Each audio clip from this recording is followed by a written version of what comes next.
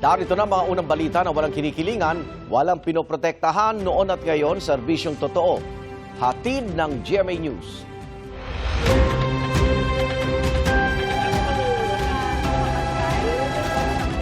Yung wala na naman ho dito. Unang balita. Dinagdagan pa ang mga pulis na nagbabantay sa paligid ng Senate Building sa Pasay kasunod ng mga putok ng baril doon kagabi. Wala nasaktan sa pamamaril ay sa mga otoridad. Ang nangyaring tensyon sa Senado sa unang balita ni Jamie Santos.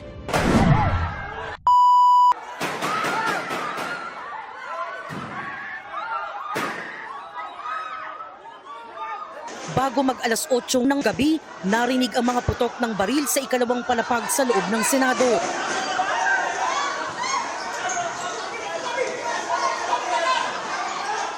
Nagdulot ito ng matinding tensyon. Agad pinalikas sa mga nakabantay na taga-media, pati mga natitirang staff ng Senado. Bago yan, inanunsyo ng Acting Senate Sergeant at Arms na si retired Police Major General Mau Aplasca na mayroong aarestuhin. We're going to arrest somebody. Sir, sorry. Sino po, sir? Sino, sir? Sino, sir? Please, boss. Space. Please clear the area. Space. Mula sa umiiral na elevated alert level, inilockdown ang gusali ng Senado. Lalo pang hinigpitan ng seguridad at nag-abiso ang USAA o Office of the Senate Sergeant at Arms na lumabas na ang mga gustong lumabas. Saka isinara ang roll-up door o mga daanan papasok at palabas ng gusali. Kasunod niyan, namataang naka-full battle gear at nagsuot ng bulletproof vest ang mga taga-USAA. Dumating din ang mga naka-uniforming sundalo. Tinanong si Aplasca kung sino ang aarestuhin, pero hindi siya agad nagbigay ng detalye. Namataan din si Senador Ronald Bato de la Rosa na sumakay sa elevator kasama ang kanyang staff. Bumaba siya muli sa opisina ni Senate President Alar Peter Cayetano. Maya-maya pa, narinig ang tunog ng grinder o tila may nagbabarena sa labas ng isang pinto ng gusali na nasa side ng tanggapan ng GSIS. Ayon sa impormasyong nakuha mula sa USAA, may mga nagtatangka umanong makapasok sa Senado. Sa kanyang live stream, kinumpirma ni Cayetano na nagkaroon ng putukan pero hindi malinaw kung sino ang mga nagpaputok. I'm in the Senate with the other senators. We're having a caucus. Nabalitaan po namin na allegedly may mga taga-NBI na gustong pumasok. We nakita na nagbabarena ng pinto galing ng walls galing dun sa GSIS side. So we have our security here. Papasalamat kami sa PNP, outside and inside meron. Nandito ang Marines, but ito po ang emergency. Nagkaputukan na po. May report ako from the Sergeant at Arms, so the NBI is denying na tao nila, pero nagkaputukan na. So we don't know what's happening. Everyone's locked in their rooms now. We cannot go out. We cannot secure our other staff. So again, no, kung sino nakikinig from the government, this is the Senate of the Philippines. We are allegedly under attack. Pinuna naman ng magkapatid na Cayetano ang naging tugon umano ni NBI Director Melvin Matibag nang tawagan siya ni na Senador Pia Cayetano at Loren Legarda kaugnay sa putukang nangyari sa loob ng Senado. Si Senator Loren at si Senator Pia finally got in touch with the NBI Director. So they're here in the room. We have to turn off the lights dahil may putukan na nangyayari. Si Senator Pia and si Senator Loren called the NBI Director. He said wala daw sila dito dahil pinaalis daw nila dito. So he said, please find out what's happening kasi nagpuputukan. When Senator Loren was talking to him very calmly, I said, what are you gonna do about this? Pinuputukan kami dito. Tapos sabi niya, hindi kami makalapit, pinalis niyo kami dyan. Sabi ko, well then do your job, make us safe, this is not good. Ma'am, huwag mo ako sigawan. Yun lang ang masasabi mo sa akin. Pinuputukan kami, sasabihin mo sa akin, huwag kitang sigawan.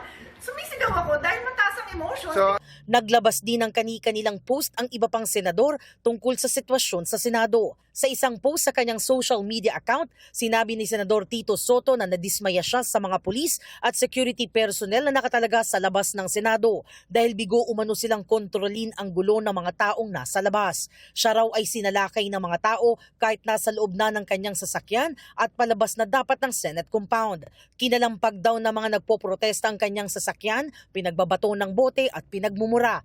Kahit pa raw nakita nilang mag-isa lang siya at walang kasamang bodyguard. Hindi tama itong nangyayari kung nais nilang nakipin si Senator Bato, hindi nila dapat ipinsala ang institusyon ng Senado, ang building ng Senado at ang mga senador.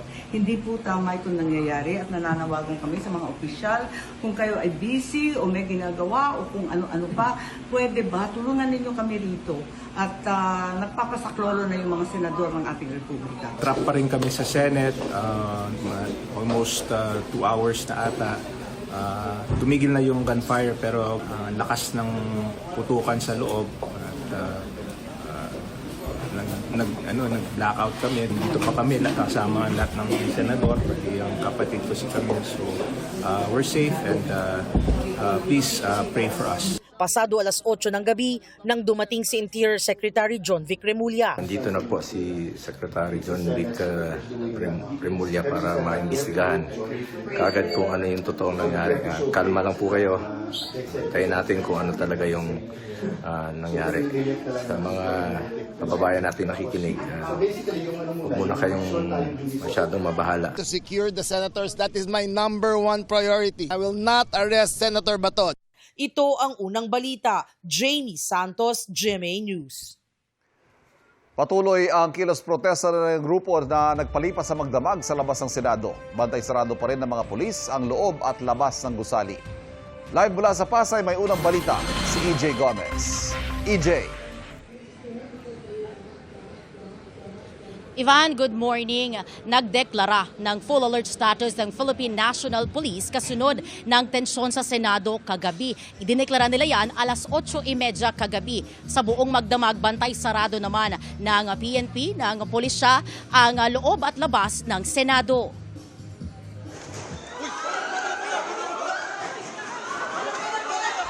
Kasunod ng mga putok ng baril sa loob ng Senado kagabi,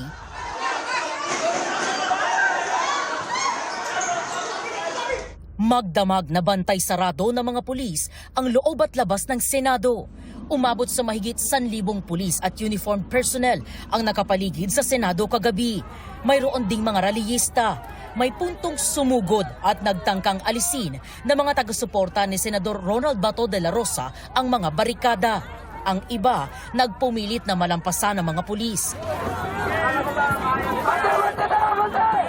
Nakita rin natin si Senador Tito Soto nang lumabas ng Senate compound. May nagsaboy ng tubig sa kanyang sasakyan. Sa isang Facebook post, ipinahayag ni Soto ang kanyang pagkadismaya sa PNP at iba pang security personnel.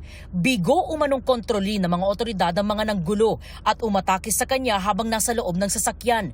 Ilang beses umanong pinaghahampas ang kanyang sasakyan, binato ng mga bote at pinagmumura siya. Sinusubukan pa natin kunin ang pahayag ng PNP kaugnay niyan. Di na ho natin mapigilan ng emosyon. May mga nagagalit po talaga. Ay Senator Soto naman, siguro sana maunawaan na lang niya ang mamamayang Pilipino. Siya ay isang senador, siya ay naglilingkod bayan. Ang mga Pilipino ay sawa lamang sa maling pamamalakad ng gobyerno. Mag-aalas 11:30 kagabi nang magdatingan ng ilang miyembro ng Special Weapons and Tactics o SWAT at uniform personnel ng PNP. Ilang van din ng SOCO ang sumunod na pumasok sa Senate compound. Magdamag naman ang kilos protesta sa labas ng Senado. Ilang grupo ng mga rallyista ang nanawagang makulong si Senador Bato de la Rosa at malitis si Vice Presidente Sara Duterte. Ang mga taga-suporta naman ni De La Rosa may bitbit pang standee. Naroon din si Cavite 4th District Representative Kiko Barzaga at dating Congressman Mike Defensor. Anila, isa umanong tangkang assassination ang nangyaring kaguluhan sa loob ng Senado. There are people who are saying that this is planned by President Marcos. This will probably be the biggest political crisis of this year. President Marcos must be investigated for his involvement in the Senate assassination attempt because this is the first time it happened in our history. Command responsibility. Head siya ng executive. Inaatake nila yung legislative body natin. And yun ay pagyurak na at pagtapak sa ating salinding batas at sa ating demokrasya. Sisikapin namin kunan ng reaksyon ng Malacanang kaugnay niyan. Kagabi, sinabi na ni Pangulong Bongbong Marcos sa isang video statement sa social media na walang ibinigay na utos na arestuhin si Senador De La Rosa kagabi. Pinaiimbestigahan na niya ang nangyaring gulo sa Senado. Wala pong instruction kahit na kanino na hulihin si Senator Bato. At ang nangyari, ang NBI, sinabihan ko nung lumabas yung resolution ng Supreme Court, mga alas 4 yung kaninang hapon, ay sinabi ko, umalis na kayo dyan. Nag-comply naman sila. And we will get to the bottom of this. Alamin natin kung sino ang gumawa nitong gulo na ito. Mag-iimbestiga rin daw ang PNP at Senado sa insidente.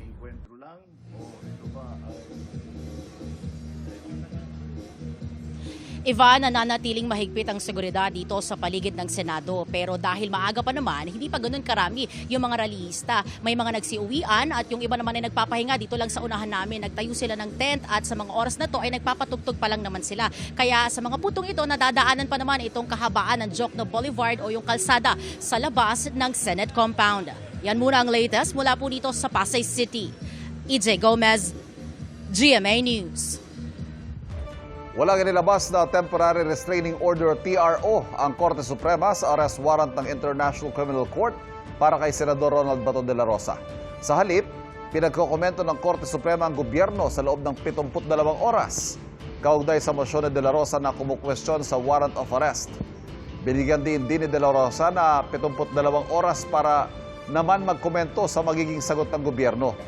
Ipinaaresto ng ICC si De La Rosa kaugnay sa mga pagpatay nung siya'y PNP chief mula July 2016 hanggang April 2018. Sabi ni De La Rosa na ngayon nasa protective custody ng Senado, susunod lang siya sa korte sa Pilipinas.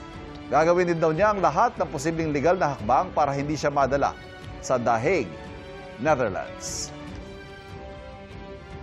With the present government, saan ka mapapunta niyan after proper authorities?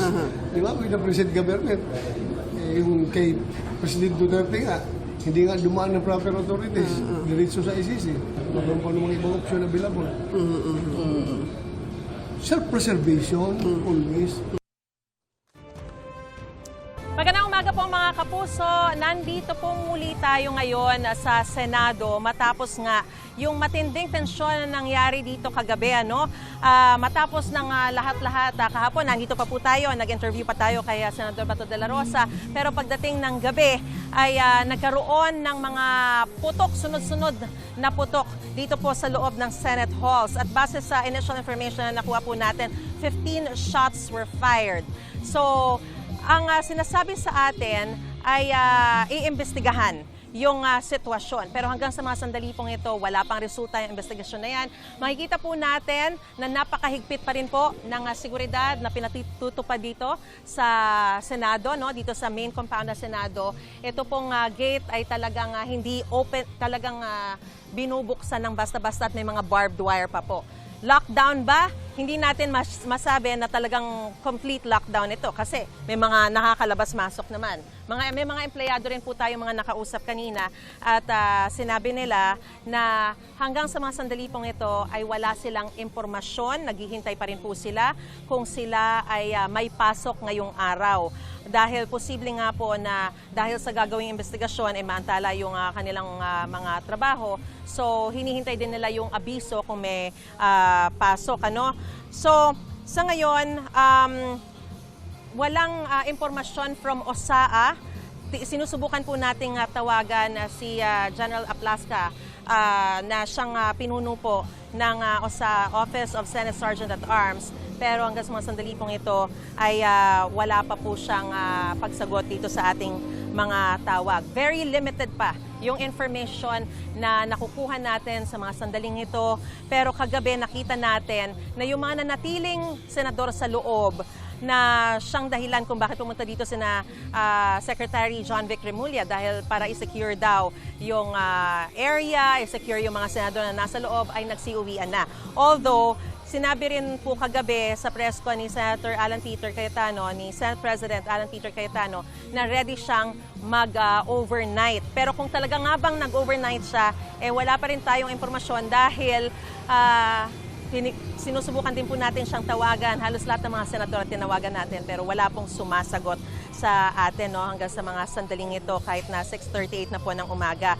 At ang assurance ng ni Secretary John Vic Remulla, walang pag-arestong magaganap, hindi nila arestuhin si Senador Bato de la Rosa.